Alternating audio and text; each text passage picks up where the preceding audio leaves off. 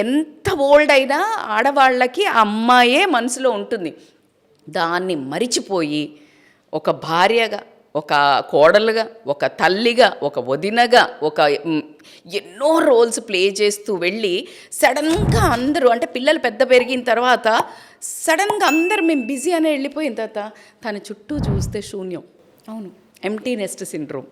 Yes, అది చాలామంది face చేస్తున్నారు. చాలామంది అప్పుడు ఏమవుతున్నాయి అంటే కథం చిత్రగుప్తన్ చిట్టా లెక్కలు మొదలవుతాయి.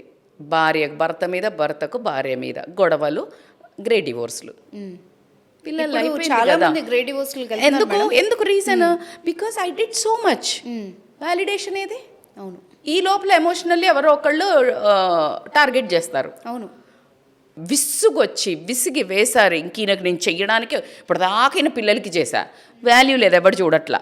ఈయనకి చేశా, ఈయన ఇన్ని రోజులు నన్ను పొగడ్డా, ఈయన ఫ్యామిలీకి చేశా, ఎవ్వరు నన్ను పట్టించుకోలే.